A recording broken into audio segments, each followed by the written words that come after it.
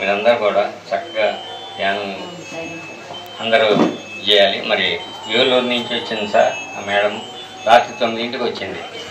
అది శాకాహార ర్యాలీ అంటే అంత వచ్చింది. ఎక్కడున్నా కూడా సార్ ఉన్నదానికన్నా కూడా ఇప్పుడు ఉత్పన్నంగా జరుగుతుంది.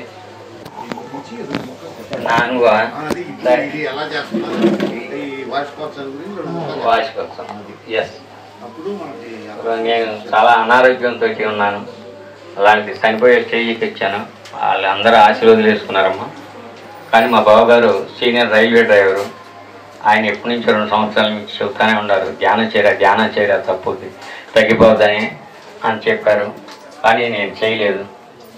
కానీ అప్పటికి నా బాడీలో అంతా నాన్ వెజిటేరియన్, మాంసాహారం, పచ్చి మాంసాహారం తినేవాడిని.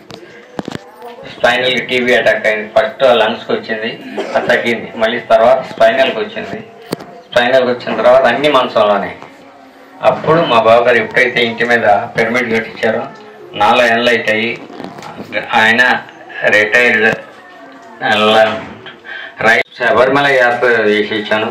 చేసేది నిష్ఠగా చేయాలని చెప్పి సంకల్పం చేసుకొని పూర్తిగా మానేశాను అని చెప్పిన తర్వాత అన్ని మంచంలోనే. అలాంటివన్నీ పొనుకొని చేశాను. తర్వాత కూర్చొని చేశాను. తర్వాత సైడ్ వాల్స్ పట్టుకొని నడుచుకుంటూ చేశాను. ఫిబ్రవరిలో సార్ పిరమిడ్ ఓపెనింగ్కి వచ్చిన తర్వాత సార్ తోటి పరిచయం జరగటం జరిగింది. ఒక మేడం చెప్పారు, సార్ మేడం మా సిస్టర్తో చెప్పారు, తమ్ముడిని ఒక 40 రోజులు పిరమిడ్ కింద ధ్యానం చేయించండి అని చెప్పడం జరిగింది. చెప్పడం జరిగేటప్పటికి నాకు లాంగ్ అయిపోయేటప్పటికి నా భార్య ఏడుస్తూ కూర్చుంటే అప్పుడు మాకు అక్షయ పిరమిడ్ ధ్యాన కేంద్రం దగ్గరలో ఉంటే మా సిస్టర్ అక్కడికి వెళ్ళి అక్కడ చేయమంది. అక్కడ ఇంటి మీద మా రామకృష్ణరాజు గారు పిరమిడ్ కట్టించారు. ఆయనతో చాలా ఆయన ఎప్పుడైతే ఆయన పిరమిడ్ కింద ఆయన ఇంటి మీద పిరమిడ్ ఉండేది. సైడ్ వాల్స్ కొట్టుకొని ఎక్కాల్సి వచ్చేది. ఎక్కాను. ఆఫ్టర్ 41 days చేతులు ఊపుకుంటూ వచ్చేసాను కిందకి. అప్పుడు నేను ఒక థాట్ రిలీజ్ చేశాను, ఎస్ నాకు పునర్జన్మ ఇచ్చింది, ఇది ఎక్కడో ఒకసారి నిర్మించాలి ఈ పిరమిడ్ని. ఈ విశ్వంలో థాట్ వదిలేశాను. 2010 ధ్యాన మహాచక్రంలో ఒక మేడం చెప్పింది, ఎవరి ఊరిని వాళ్ళు దత్తత తీసుకొని ధ్యాన ప్రచారం చేయాలని చెప్పింది. చెప్పేటప్పటికి నేను అప్పుడే మనసులో నుంచి బయటకు ఇచ్చేసాను. ఏదైనా మా పల్లెటూరు కదా, వీళ్ళంతా మన మాట వింటారు అన్న ఉద్దేశంతో థాట్ రిలీజ్ చేశాను. నేను ఒక సీనియర్ మేడం మాస్టర్ చెప్తే, ఆ మేడం చెప్తే నన్ను ఎమ్మటపడి తరిగింది, నువ్వు వెళ్తావా లేదా, నీకోసం అక్కడ ఎంతమంది ఎదురు చూస్తున్నారో, మీరు బయలుదేరి వెళ్ళండి అని చెప్పి చెప్పడం జరిగింది.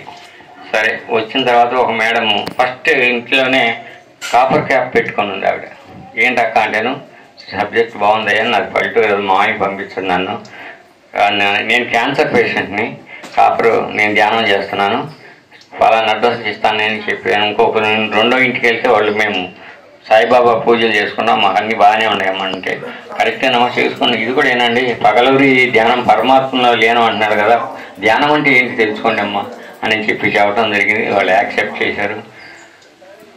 తర్వాత ఇంకొక ఇంటికి వెళ్తే మా ఆచార్య మాస్టర్ వాళ్ళ అద్దెంకులు ఇచ్చారంట క్లాసు. సార్ మేము ఎదురు చూస్తున్నాము మీకోసం, ఎవరు వస్తే బాగుండును అని చెప్పి వాళ్ళు చెప్పడం జరిగింది. ప్రకృతి నన్ను ఎలా చేసిందో ముందు నా అనారోగ్యాన్ని నేను థ్యాంక్స్ చెప్పుకుంటున్నాను. అది రాకపోతుంది రాగా ఎప్పుడైతే స్టార్ట్ చేశాను, మా ఊరు ఒక వారం సప్తాహాన్ని బోర్డు పెట్టాము. బోర్డు పెట్టిన తర్వాత మా ఊరు మేడం కృష్ణకుమారి గారు అని, ఆమె హైదరాబాద్ ఉంటే హరిప్రసాద్ గారు నాకు ఒక వారం ఎవరు అంటే, ఆ మేడం ఏం చేసిందంటే ఆవిడ 60 రోజులు చేయించింది. 60 మాస్టర్స్ని 60 రోజులు పిలిపించేసి లాస్ట్లో ఒక మేడం చీరాల నుంచి వచ్చారు, అనిత మేడం అని, మీ ఊరు పిరమిడ్ వస్తుంది సంకల్ప ధ్యానం చేయించి నా సందా 100 రూపాయలు అని ఇచ్చిపోయింది. పల్లెటూరు ఎక్కడి నుంచి వస్తాయి డబ్బులు, అందరూ ఆశ్చర్యపోయా, డబ్బులు ఎక్కడి నుంచి వస్తాయి అని చెప్పడం. వాళ్ళు అమ్మ దానివల్ల ఇచ్చి దాని పాత్ర పోషిస్తారని చెప్పి చెప్పడం. నేను వాళ్ళకి పిరమిడ్ అంటే తెలియదు, వాళ్ళు చూసి చదవటం జరిగింది. అది చూసిన తర్వాత మా మేడం చెప్పాను, మేడం మరి మనకి అంతకన్నా మంచి అవకాశం లేదు కదా, పిరమిడ్ కట్టిస్తాను, నా శాతం నేను చేస్తాను, మీకు శాతం మీరు చేయండి అని అన్న తర్వాత ఊళ్ళో మా స్థలంలో కట్టండి అన్నారు. నేను పరిచయం అందరు నాకు కావాల్సిన వాళ్ళే, అందరు నా చుట్టాలే. ఎవరిని అడగాలి, నేనేం చేయాలి?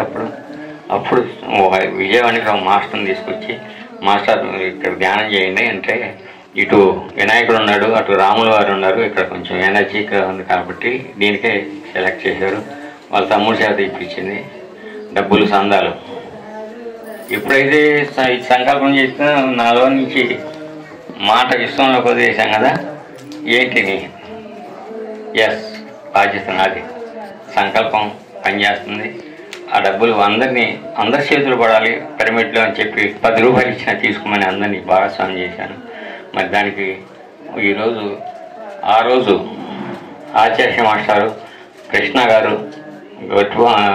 గడిపాటి వెంకటేశ్వరరావు గారు, సుజాత గారు, నలుగురు కలిసి దాన్ని సాహసోపేతంగా తన్ మన్ ధన్ వాళ్ళు శారీరక శ్రమ చేసుకొని అంతా వాళ్ళకి నేను డబ్బులు పంపిస్తాం వరకే, డబ్బులు లెక్క కూడా అడగలేదు. నేను చూస్తే వాళ్ళు అడిగితే తప్ప నాకు తెలియదు. ఆ రోజు 3,75,000 అయింది.